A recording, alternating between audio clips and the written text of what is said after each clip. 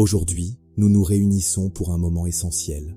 Nous allons consacrer ce lundi au Seigneur. L'idée est simple, mettre le deuxième jour de la semaine sous le joug de Dieu avec un axe fort, la guérison et la restauration. C'est une démarche de foi, une manière de dire que chaque pas de la semaine lui appartienne entièrement. En consacrant ce jour, nous ouvrons une porte spirituelle sur les autres jours qui suivent. Nous ne le faisons pas par habitude, mais par conviction profonde que sa présence change tout.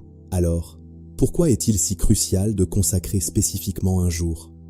Examinons cela ensemble. Sachez que consacrer un jour, ce n'est pas une formule magique, ni un rite religieux vide de sens. C'est donner une direction spirituelle claire à son jour, sa semaine, un cap que nous fixons dès le réveil. C'est définir ce que je choisis de cultiver, ce que je refuse d'accepter et ce que je décide de bénir. C'est une déclaration d'intention.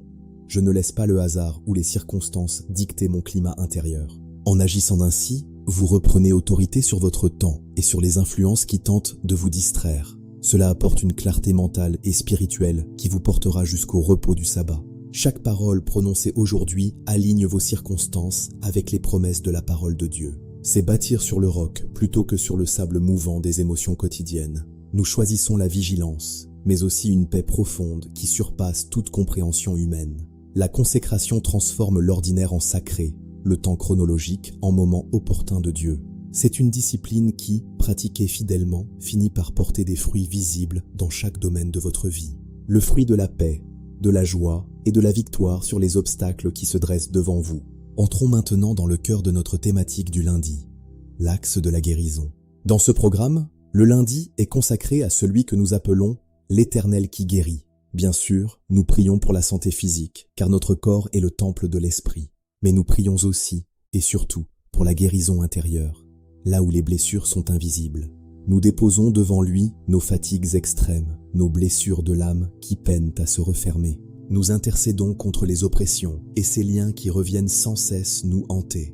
Il n'y a aucune chaîne que sa main ne peut briser, aucun passé qu'il ne peut restaurer. Sa présence est comme un baume sur un cœur froissé, apportant une paix que le monde ignore. C'est une restauration qui touche l'esprit, l'âme et le corps, une harmonie retrouvée en lui. L'espérance renaît lorsque nous réalisons que notre Dieu est le Dieu du recommencement.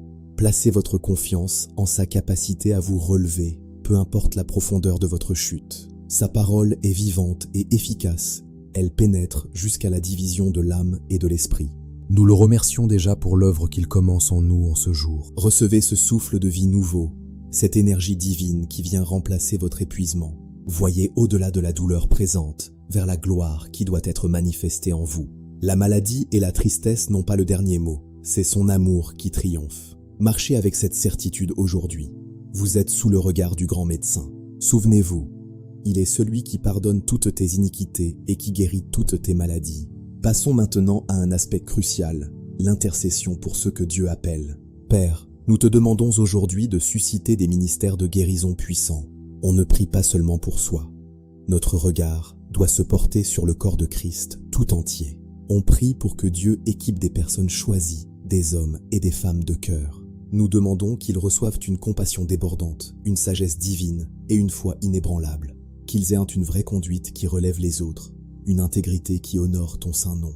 Père, verse une onction fraîche sur tes serviteurs pour qu'ils annoncent la délivrance aux captifs et le recouvrement de la vue aux aveugles, tant physique que spirituel, selon Luc 4, 18. Donne-leur le discernement pour voir au-delà des apparences et toucher la racine des maux. Fortifie-les dans les combats.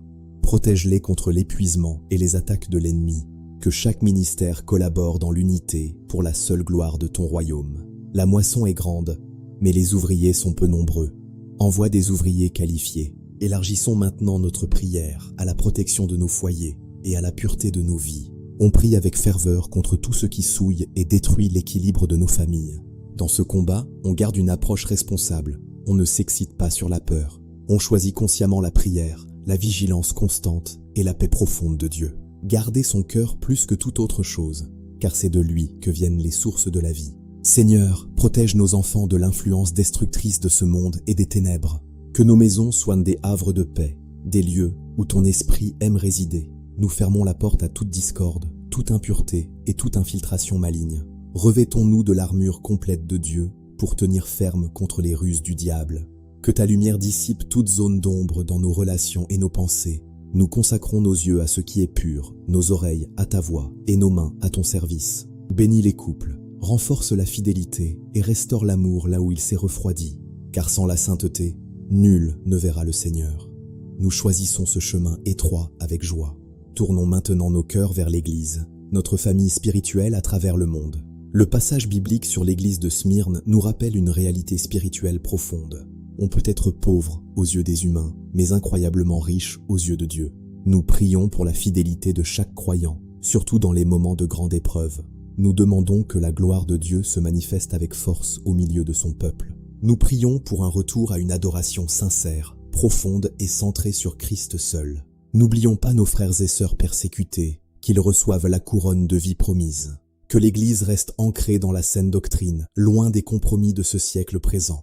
Qu'elle soit ce phare dans la tempête, cette cité sur la colline que l'on ne peut chasser. Seigneur, envoie un réveil qui commence dans nos cœurs et se répand dans nos communautés. Prépare ton Église pour ton retour, qu'elle soit sans tache ni ride, sainte et irréprochable.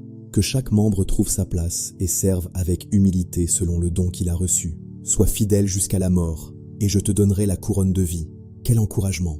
Enfin, portons notre nation devant le trône de la grâce, dans une intercession simple. On prie pour que Dieu délivre notre nation de tout mal et de toute influence obscure. Qu'il restaure la justice dans nos tribunaux et la paix dans nos rues et nos quartiers. Nous demandons la sagesse pour ceux qui nous gouvernent, qu'ils agissent pour le bien commun. Qu'ils protègent les familles, socle de notre société, contre tout ce qui tend à les diviser. Bénis le travail des mains de tes enfants et apporte une prospérité juste à tous. Apaise les tensions sociales et favorise le dialogue et le respect mutuel entre tous.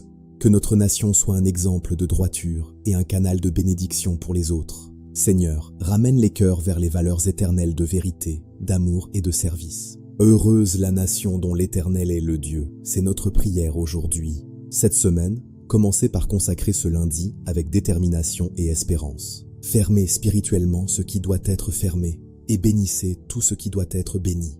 Avancez maintenant avec cette force nouvelle, car sa main vous conduit chaque jour. Que cette semaine soit marquée par sa gloire et sa restauration dans votre vie. Amen. Retrouvez ces références et méditez-les tout au long de votre journée. Que Dieu vous bénisse. Au jour prochain, pour une nouvelle consécration. Contenu tiré du guide de prière du calendrier prophétique de l'Éternel.